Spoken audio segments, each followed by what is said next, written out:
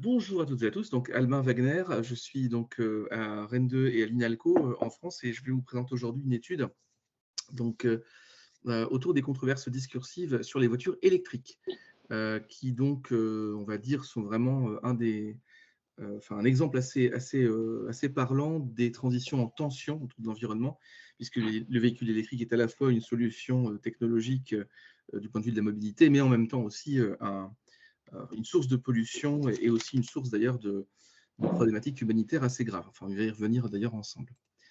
Donc, trois éléments. Je vais en fait présenter le contexte de l'étude et aussi les éléments théoriques et méthodologiques, les éléments d'ordre narratif qui sont sortis de l'étude, et ensuite, je donnerai les éléments de corpus pour qu'on aille ensuite un peu plus loin. Donc, en fait, ce qui est important en fait, dans ce contexte d'étude-là, c'est qu'elle s'insère dans la thématique des transports, enfin de la mobilité en général, hein. On sait qu'on est notamment dans l'environnement urbain plutôt axé sur des solutions de transport dits doux, c'est-à-dire transport en commun ou alors transport non polluant individuel de type vélo, trottinette ou autre. Donc, soit des transports collectifs, soit individuels mais pauvres en émissions de CO2. Donc, les véhicules électriques font figure de vétérans, c'est-à-dire qu'on sait que la voiture électrique dans l'environnement urbain a des effets très intéressants sur la qualité de l'air, hein. Donc, du point de vue de la santé publique urbaine, c'est important, hein, comme suggèrent déjà des études depuis plus de 10 ans maintenant. Et puis, évidemment, ça fait longtemps que des constructeurs automobiles travaillent sur les moteurs électriques, ça fait plus de 20 ans maintenant. Bon, Renault, par exemple, l'a fait en France avec le soutien aussi de pouvoirs publics. Ce n'est pas simplement le cas de Renault, c'est le cas d'autres constructeurs automobiles. Donc, l'enjeu, il est industriel, il est lié aux politiques publiques et il est lié, en fait, évidemment, à la transition écologique environnementale. C'est-à-dire que la voiture électrique est initialement imaginée pour lutter contre la pollution de l'air urbain, mais elle est aussi citée maintenant comme solution potentielle pour lutter contre le changement climatique, afin de pouvoir aussi encourager des transports un peu plus doux, y compris en dehors des villes, ou en tout cas dans les environnements périurbains. Alors évidemment, sa mise en place, c'est loin de faire l'unanimité, donc il y a des études qui ont démontré la pollution de la filière, des reportages aussi, et puis, bon, il y a la question de la production des batteries, du recyclage des batteries, du prix, tout simplement aussi des véhicules électriques, qui rend cette solution difficilement accessible à certains ménages, à la plupart des ménages modestes en tout cas, qui ont besoin en plus de voitures pour aller travailler ou aller chercher les enfants à l'école, par exemple. Donc, c'est précisément ces controverses que je souhaite me consacrer aujourd'hui, dans un contexte notamment hyper narratif, c'est-à-dire le fait que dans le web 2.0 et sur les réseaux sociaux en particulier, on est dans un environnement où les narrations, les narratifs, hein, comme on dit d'ailleurs dans ce type d'enquête-là, circulent de manière extrêmement rapide avec énormément d'impact et de taux d'engagement en fonction des réseaux sociaux. Alors, pour la méthode, donc l'idée c'est de se placer du côté de l'analyse de discours, en prenant en considération les spécificités des discours environnementaux, hein, selon Alexander ou Biros encore, y compris dans la dimension militante, puisque là, concernant les véhicules électriques, comme on va le voir, il y a aussi des discours qui sont de l'ordre du militantisme écologique contre la solution des véhicules électriques. Et puis le rôle aussi de la construction, l'exploitation des corpus dans l'analyse de discours. Là, je me rapporte aux travaux fondateurs de Paul Baker en linguistique de corpus, hein. C'est-à-dire que l'exploitation des corpus permet d'obtenir en fait des données sur les représentations sociales en circulation. Donc ces corpus sont construits en ayant l'esprit des déviances rhétoriques et argumentatives, et il est constitué donc d'articles médiatiques, d'un côté, sur le sujet des véhicules électriques, hein, ça c'est vraiment la nature du corpus, mais également d'un rassemblement d'occurrences qui sont extraites de plusieurs réseaux sociaux, notamment Twitter, Facebook, YouTube et Reddit. Alors pour Twitter, ce sont des tweets en général, c'est pour avoir une idée du paysage, on va dire, euh, conversationnel sur le sujet. Et pour Facebook et YouTube, en fait, ce sont les commentaires des publications qui ont obtenu le plus fort taux d'engagement sur la période étudiée, donc ça je vais vous en parler, qui sont analysés, et puis aussi le forum Reddit, qui est un forum un petit peu plus, on va dire, alternatif, mais qui propose aussi des productions intéressantes. Donc, on est à la croisette de l'analyse de discours, donc la linguistique outillée, hein, avec l'approche lexicométrique, et les humanités numériques, donc avec plusieurs outils. D'abord des outils d'extraction, comme Media Cloud, pour extraire des articles médiatiques à fort impact, CrowdTangle, qui permet d'extraire les publications de Facebook notamment ou de Reddit qui ont le plus de succès, donc le plus fort taux d'engagement, avec le plus de likes et le plus de partages. Et FacePager, qui est un autre outil qui permet d'extraire des données, notamment des commentaires sur les réseaux sociaux. Et pour l'analyse ensuite, analyse, ce sont d'autres outils qui sont utilisés. Donc Iramutech, que certains d'entre vous connaissent sans doute, qui est un outil assez puissant d'analyse de discours, enfin d'analyse linguistique, des co-occurrences qui permettent de structurer les clusters sémantiques dans le discours. Trop, pour croiser en fait avec d'autres résultats. Voyant Tools pour d'autres visualisations encore, et Gephi qui là est un outil pur de visualisation. Donc on est vraiment, on va dire, sur une analyse globale de la communication avec quelque chose qui est très discursif et évidemment aussi très, très numérique. Alors pour les narratifs isolés, alors si, autre chose que j'ai oublié de vous dire, cette étude a été, c'est quand même très important, cette étude a été à la base réalisée pour la Fondation européenne pour le climat, qui souhaitait justement connaître en fait un certain nombre d'éléments sur les conversations en ligne à propos des véhicules électriques. Ce qui s'est passé aussi, c'est qu'il y a une partie de l'étude qui propose des recommandations du design de discours, mais cette partie-là est confidentielle, évidemment, je ne vais pas la traiter aujourd'hui. Ce qui m'intéresse, c'est la partie analytique. Quels arguments positifs qui circulent à propos des véhicules électriques? Alors d'abord, il y a le fait que ça permet de réduire la pollution urbaine. Ça, au sein du corpus, on voit très bien que c'est quelque chose qui est important, qui va toucher d'abord un public plutôt familial, c'est-à-dire qu'on est vraiment sur un public tout venant, on va dire, qui va s'intéresser à cette question-là, afin de pouvoir lier en transition environnementale et santé publique. Donc on est vraiment au niveau en tout cas de l'espace urbain, c'est vraiment quelque chose de très très important qu'on trouve principalement sur les réseaux sociaux comme Instagram, YouTube, Reddit et Twitter. Le fait que la voiture électrique soit considérée comme moins polluante que les véhicules thermiques, c'est aussi quelque chose de positif qui circule sur les réseaux sociaux, enfin au sein du campus en tout cas rassemblé. Donc ça permet aussi de faire un comparatif et donc d'alimenter on va dire, des argumentaires par rapport au choix ensuite de consommation de véhicules. C'est-à-dire, est-ce que j'achète plutôt une voiture, par exemple, hybride, ou thermique ou électrique? C'est évidemment quelque chose d'important. Et qui va aussi concerner à la fois donc les familles, enfin, le grand public, et puis les services d'innovation technologique qui vont aussi voir quelque chose d'intéressant pour comprendre comment ces innovations peuvent fonctionner et peuvent avoir un impact positif sur le climat. Et puis, il y a aussi une autre tendance du coup qui se dégage sur les réseaux sociaux liée à tout cela, c'est ce qu'on appelle le rétrofit, c'est-à-dire le fait de pouvoir transformer un véhicule thermique en véhicule électrique. C'est quelque chose que j'ai découvert avec le corpus. Alors, il faut évidemment s'y connaître en mécanique, hein, ce qui est loin d'être mon cas, mais c'est intéressant de voir que cette tendance positive, en fait, permet aussi d'aller sur des thématiques de recyclage, ce qui n'est pas anodin, en tout cas, sur certains réseaux sociaux. Dans les narratifs négatifs, ce sont plutôt en fait les militants écologistes qui vont d'ailleurs les mettre en avant, ce qui est intéressant puisque du coup cette thématique de transition environnementale qui est mise en avant par les constructeurs de véhicules électriques n'est pas ressentie comme telle, en tout cas, ou n'est pas intellectualisée comme telle par les mouvements militants.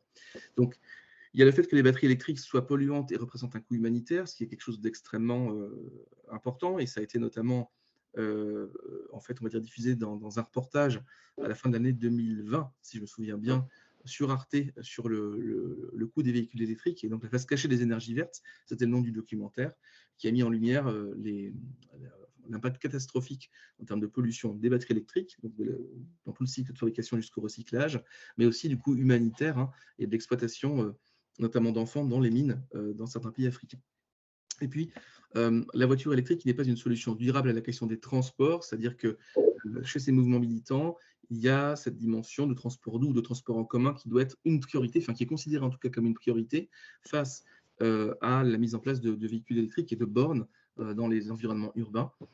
Et puis, ça c'est un grand classique en France en tout cas, dans les mouvements militants, il y a ce lien entre la voiture électrique et la mobilisation de l'énergie nucléaire, ce qui rend aussi là complexe l'acceptation, on va dire, du véhicule électrique comme solution écologique, en tout cas dans les mouvements militants, et donc aussi derrière dans les partis politiques qui vont en tout cas s'attarder sur cette thématique-là. Voilà quelques éléments en fait avant d'aller sur le corpus en détail, ce qui est le plus intéressant. Des éléments positifs autour du prix qui a baissé de plus en plus ces dernières années, même si ça reste des voitures qui sont plus chères que les véhicules thermiques, mais on a en général quelque chose qui est vu comme positif sur les efforts qui ont été faits. La question du mix énergétique aussi avec le nucléaire, j'en ai parlé, c'est pas quelque chose de formidable. Les terres rares, les minerais, les batteries. Et au niveau de l'autonomie de la performance et des recharges, c'est quelque chose qui est vu aussi comme positif en général dans le corpus. En fonction des réseaux sociaux, c'est sur Twitter et Facebook qu'on a les commentaires les plus négatifs sur les véhicules électriques, très très clairement. Alors que sur Instagram, YouTube et Reddit, on a plutôt des avis ou des commentaires positifs. En tout cas, les publications qui ont le plus fort taux d'engagement sont plutôt des publications positives qui soutiennent les véhicules électriques comme solution face au changement climatique. Donc, on voit qu'on a quand même aussi des segmentations par type de population. Je vais évidemment y revenir. Et dans les médias généralistes, on va dire que c'est assez mixte, ce qui est assez logique. Hein. En fonction en fait, des médias, on a un média comme Reporter qui est plutôt contre qui se prononce, qui publie plus d'articles contre les véhicules électriques, des médias plus dubitatifs comme Le Monde et des médias pro-VE, pro-véhicules électriques comme Le Parisien, LCI, BFM TV, etc. Pour le corpus, donc pour arriver vraiment dans la partie analyse de discours et linguistique, on a un word cloud donc, qui va donc traduire un ensemble assez important de commentaires, plusieurs milliers de commentaires hein, qui sont aspirés à partir de là. Et on voit tout de suite évidemment que la question de la voiture électrique arrive en tête. Ce qui est normal, c'est le thème du corpus, donc il n'y a pas de surprise. En revanche, c'est aussi la batterie hein, qu'on voit arriver immédiatement derrière. Et c'est là tout le problème finalement du point de vue de la circulation dans l'espace médiatique et dans l'espace numérique. Avec Keramutech, on a en fait aussi l'opportunité de pouvoir construire ces réseaux qui sont en fait des réseaux qui permettent de mettre en avant les différentes co-occurrences, le taux de co-occurrence entre différents termes. Et donc là, donc, véhicule électrique, il y a un fort taux de co-occurrence évidemment, et ça permet aussi de voir en fait les différents ensembles, de cartographie, on va dire le corpus en différents ensembles thématiques. Donc, la voiture électrique en tant que telle, elle est de ce côté-là. On voit aussi tout de suite donc, de l'autre côté, la question de la batterie, donc, qui est vraiment séparée finalement de l'aspect transport. Donc, c'est intéressant de voir que la partie fabrication, la partie industrielle, se retrouve en fait dans des conversations propres, alors que la partie transport, mobilité, utilisation finalement, va en fait alimenter d'autres formes de discussion et de conversation. Pour ce qui est des classes thématiques isolées par Iramutech, on voit 5 classes principales. La première étant la classe 2, en termes de pourcentage, c'est 26%, si vous voyez bien, mais je le redis, qui évoque les conditions de fabrication des batteries électriques. Donc là, on a vraiment toute la problématique très négative liée à l'extraction des minerais, à l'exploitation aussi humanitaire, donc d'enfants dans les mines dans certains pays africains. On voit cobalt, extraire, etc., lithium, bon, exploitation. Donc là, c'est vraiment quelque chose qui est extrêmement négatif et qui a durablement impacté l'image des véhicules électriques dans les médias et sur les réseaux sociaux. Du côté des classes 1 et 5, qui sont des classes sœurs, on est plutôt sur la question du prix, quelque chose d'assez positif, donc l'aspect consommation, et la question de la mobilité écologique. Donc là, les classes 1 et 5 sont vraiment plutôt consacrées à, on va dire, à l'aspect à tous ces arguments en fait, qui permettent de choisir un véhicule adapté en tant que consommateur. Et puis ensuite, les classes 4 et 3 qui portent respectivement donc, sur la batterie, ici, au niveau de la classe 4, et notamment la dépendance énergétique au nucléaire, et puis, donc la dépendance énergétique en général d'ailleurs, et puis au niveau de la classe 3, les terres rares et les minerais qui sont utilisés et qui sont polluants donc, dans les batteries. Donc, on a des thématiques qui sont relativement bien segmentées par Iramutech. On va retrouver ici donc, vous voyez, les classes donc, 4, 3 et 2, qui sont les plus négatives, sont bien en dialogue, et les classes donc, rouge et violette donc, sont plus, donc les classes 1 et 5, pardon, sont également en dialogue. Donc, ça donne des ensembles assez intéressants. Bon, je y reviendrai au moment des questions au besoin. Au niveau des affects, donc, vous avez en fait ici par réseau social Facebook, Instagram, Reddit et YouTube. Sur Twitter, c'est traité à part. On voit que majoritairement, en termes de taux d'engagement, c'est Instagram qui a le plus fort taux d'engagement. C'est en bleu les taux d'engagement, excusez-moi.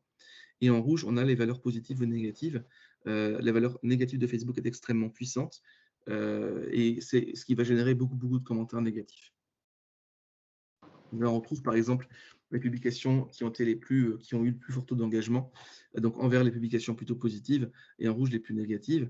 On voit qu'en vert, on a des publications sur Instagram et YouTube principalement qui permettent d'avoir des éléments plutôt positifs sur les véhicules électriques, alors qu'en rouge, c'est Facebook qui se détache très très clairement. Il me reste 5 minutes, je crois, donc je vais poursuivre. Ce qui montre aussi que Facebook, en règle générale d'ailleurs, ça d'autres études scientifiques l'ont montré, va favoriser plutôt des partages de nouvelles négatives en général, hein, un peu comme Twitter d'ailleurs. Et ça, c'est une caractéristique de ce réseau social-là. Donc là, je vais sauter cette partie-là. Ça, c'est sur Twitter notamment. Sur Twitter précisément, alors ça c'est une super visualisation permise par Gephi qui permet en fait de distinguer les taux de retweet et d'engagement en fonction en fait des sphères qui vont parler des véhicules électriques. Ce qui est intéressant, ce que donne en fait comme résultat Twitter, c'est d'abord le fait qu'il y ait une sphère souverainiste et conspirationniste. Ça, je l'ai vraiment découvert en faisant cette étude-là, qui est opposée aux véhicules électriques, parce que les véhicules électriques seraient en fait responsables, enfin la production plutôt industrielle des véhicules électriques serait responsable de la désindustrialisation française, puisque la plupart des composants seraient extraits à l'étranger, les batteries seraient fabriquées aussi à l'étranger, et donc du point de vue en fait des souverainistes, ce qui m'a beaucoup étonné, c'est le poids important sur Twitter en tout cas des conversations autour des véhicules électriques. Voilà, donc il y a une opposition aux véhicules électriques, pas pour des raisons environnementales, bien sûr, mais pour des raisons purement nationalistes. Ça, c'est assez intéressant comme idée. Une sphère écologiste aussi qui est plutôt contre la voiture électrique pour des raisons en fait, de dépenses énergétiques et d'exploitation de minerais. Une sphère plutôt sceptique, en turquoise ici, qui va peser le pour et le contre. Un réseau très dense de soutien aux véhicules électriques, donc là un réseau plutôt soit de lobbying ou d'associations pro véhicules électriques, soit plutôt industriels. Ici donc de nouveau des médias qui sont plutôt positifs, donc là c'est un média, enfin quelque chose de plutôt en gris ici, autour du noir, où là on voit en fait un ensemble de médias assez intéressés par la question. Et puis un discours politique officiel qui est engagé pour les véhicules électriques comme solution. On voit aussi les enjeux là, industriels et technologiques qui sont là mis en valeur par les membres du gouvernement français sur cette question-là. C'est assez logique. Donc voilà, je suis allé un peu plus vite que prévu finalement, mais j'aurai du temps pour des questions. Oui, simplement peut-être certains éléments importants. Je reviens ici. Au niveau des tweets, vous voyez quelques exemples à propos des transports durables et donc sur le véhicule électrique. Et aussi, je voudrais revenir un petit peu peut-être sur ce deuxième corpus-là, qui est un corpus qui mêlait aussi les réseaux sociaux et Twitter, parce que le premier était sur les médias en général. De nouveau, on voit la dimension électrique qui est séparée avec la batterie et la voiture d'un côté. Ce qu'il faut savoir ici, c'est que alors le corpus a été élaboré sur en fait une période qui allait de mars 2020 à mars 2021 pardon, à mars 2020, donc c'était sur une année, et pour voir un petit peu ce qui se disait sur une année sur ces véhicules électriques. Et à chaque fois, pour les publications avec le plus fort taux d'engagement, notamment avec les commentaires sur Facebook, Twitter et Instagram, ce sont les 20 publications qui avaient le plus fort taux d'engagement, c'est plusieurs milliers, évidemment, plusieurs dizaines de milliers, que les commentaires ont été extraits, afin justement, en partant du principe que, du point de vue méthodologique, les publications avec le plus fort taux d'engagement sont les plus partagées ou les plus vues. D'ailleurs, elles génèrent le plus de commentaires. Et donc, sur ces publications, les internautes ont plus tendance à s'exprimer, donc à produire du contenu qui peut être ensuite analysé du point de vue de l'analyse lexicométrique. Voilà, et simplement pardon, excusez-moi. Donc merci aussi à l'équipe de Commons, qui est une agence de social listing en Espagne, et qui m'a formé notamment sur l'outil pour permettre d'analyser les conversations sur Twitter, et puis évidemment à la Fondation européenne pour le climat qui a financé cette étude. Voilà, je vous remercie.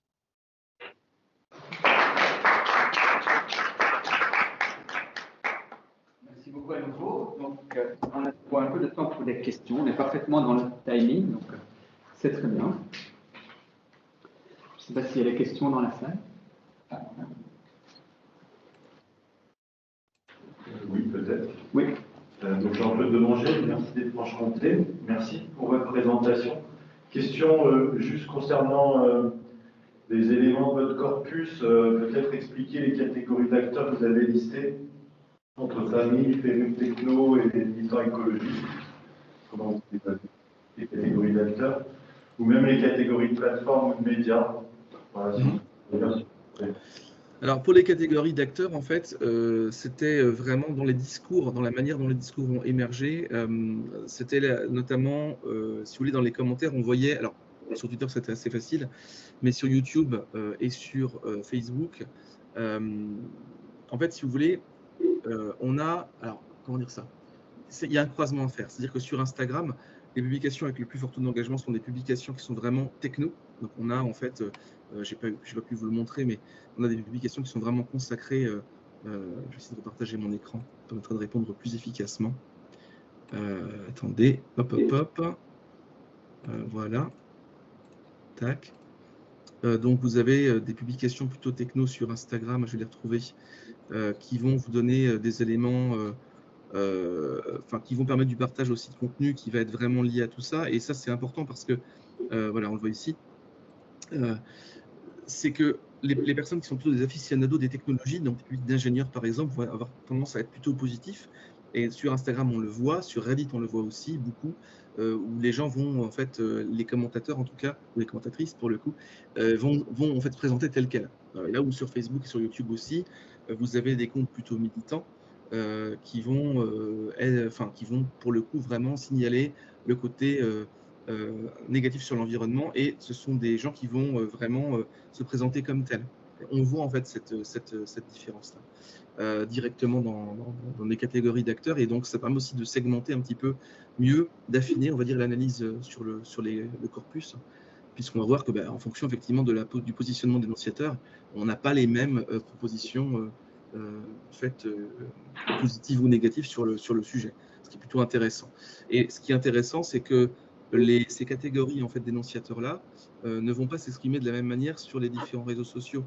C'est-à-dire que sur Facebook, il y a on va dire un réseau social peut-être plus grand public, ou sur YouTube aussi, les éléments vont être différemment énoncés. Là, je vais sur Facebook par exemple, on va voir aussi des exemples de publications, des éléments plutôt négatifs ou positifs. C'est vraiment le négatif qui va remporter la mise, dans la mesure où on a quelque chose qui est beaucoup plus de l'ordre du grand public, avec une circulation très importante, notamment de petites vidéos sur Facebook. Donc là, c'est les dispositifs qui sont vraiment à cibler. Et plus on a de vidéos sur Facebook, plus la publication a un taux d'engagement important. Et cet élément-là va aussi notamment transporter plutôt d'éléments négatifs. On a des reportages notamment très négatifs. Donc là, ceux-là, ça va se cacher des énergies vertes, ou encore une petite vidéo de Guillaume Pitron sur Combini Techno, qui vont dénoncer justement l'impact environnemental. Et ces publications vont être extrêmement commentées, extrêmement partagées, et avec là des discours plutôt tout venant grand public qui vont se positionner contre, et aussi des discours plutôt de comptes militantes ou militants sur Facebook notamment. Donc, c'est on va dire, une sorte de péréquation qu'il faut faire pour aller regarder dans le détail les différents réseaux sociaux, le mode de fonctionnement, le dispositif, les affordances aussi permises, puisqu'on a du coup des techno-discours, pour reprendre le terme de Marianne Pavot, qui vont être différents dans leur nature, mais aussi des positionnements annonciatifs différents, qui vont être vraiment différents en fonction de la nature du réseau social.